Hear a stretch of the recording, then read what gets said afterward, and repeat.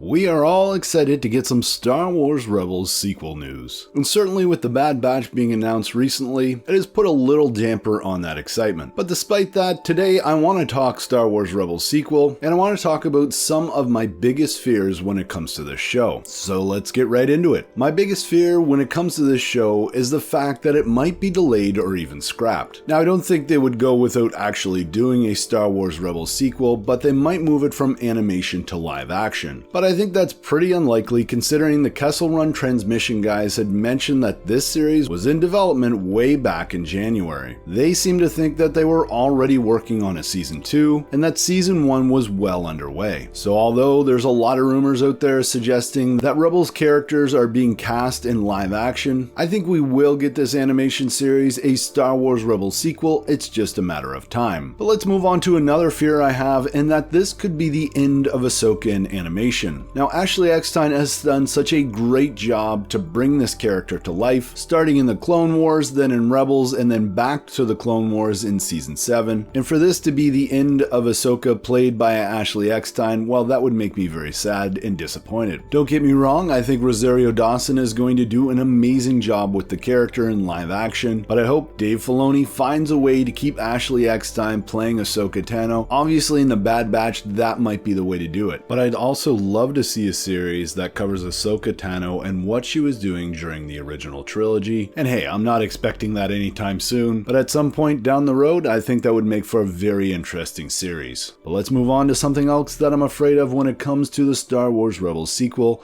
and that is the fact that it might be just too short. For example, they may just do 8 episodes that lead into a Thrawn and Ezra live action series. Remember, that is after all rumored. The series itself has been rumored, and casting of Thrawn and Ezra have both been rumored as well. That said, at this point, they are just rumors. And I guess what I'm afraid of is the fact that we may not get a Clone Wars scaled show. I think it would be very easy for them to do in Star Wars animation a Clone Wars type show where Ahsoka and Sabine, they meet up with Thrawn and Ezra and they're all engaged in this galactic war with the Grysk. If you're not sure who the Grysk are, they were set up in the Thrawn novels as this big threat to the Chiss people. So to see a battle between them and Thrawn's people, well, maybe Thrawn, Ezra, Ahsoka, and Sabine are all part of a team on the Chimera, Thrawn's Imperial ship. That is just something that I really want to see, and I don't think we'll see that in a Thrawn and Ezra live action show. It's just too big of a scale and would be too expensive to produce for Disney Plus. But let's move on to something else I fear when it comes to this show, and that is Dave Filoni not being involved in the day-to-day as he should be. Dave Filoni at this point in his career is really moving on to live action. He's got a great working relationship with Jon Favreau, who has really been showing him the ropes when it comes to live action. That said, it's really hard to even understand what Dave Filoni's role is at Lucasfilm right now. I mean, moving forward after the Clone Wars, it seems like he may be some sort of consultant to the animation side of things, but at the same time also developing his own live action shows, or at the very least, helping out Jon Favreau with The Mandalorian. But regardless of what Dave Filoni is up to, I hope he is involved in the day-to-day of this Star Wars Rebels sequel. It's something else that I have at the back of my mind that is a small fear. I don't think it's going to come to fruition, but it's something that Andy of Rebel Transmissions on Twitter and Facebook mentioned, and he thought that there is a small chance that Rosario Dawson may actually be the voice of Ahsoka Tano in this Rebels successor. Again, I don't think it's all that likely, but it'd be horrible if Ashley Eckstein was screwed out of her position as the voice of Ahsoka Tano. But let's move on to talking a little bit about Sabine.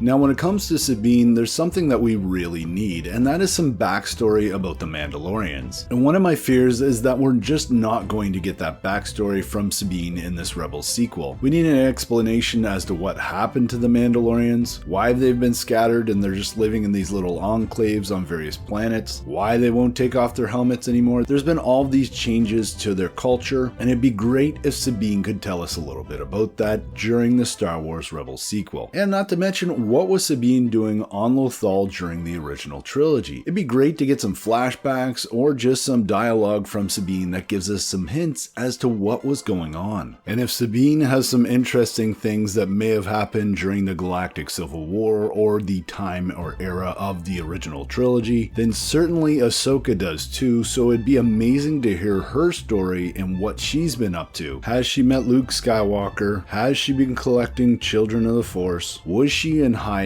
These are all questions that we need answers to, and it'd be great to at least get a few hints during the series. But talking about Sabine and Ahsoka, something else that I'm afraid of when it comes to this series is that it's going to be far more than just these two ladies. It could include lots of different former Rebels characters as well as Clone Wars characters, but to tell you the truth, I really like the idea of the beginning of this story just being focused on Sabine and Ahsoka and their search for Ezra. I don't need Rex from the Clone Wars being there, or Zeb, or anyone else for that matter. Sabine and Ahsoka, I think that should be the story, and I think it'll make a great story. And something else that I'm concerned about when it comes to the beginning of this series is there were some rumors that Ahsoka was going to be meeting up with Hera perhaps in the New Republic, and that we'd really get to know more of the New Republic. And that's something, again, I just don't want from this series. I would like to get started with Sabine and Ahsoka as they get on that ship after the Rebels epilogue and they're off to find Ezra. I don't need to know about the New Republic that much. I need to know much more about Ahsoka and Sabine and their past during the original trilogy and what the heck happened to the Mandalorians. But hey, Star Wars fans, what are your fears when it comes to the Star Wars Rebels sequel series? Let me know in the comments below. As always, I'm Mike. Thanks for watching, and may the Force be with you.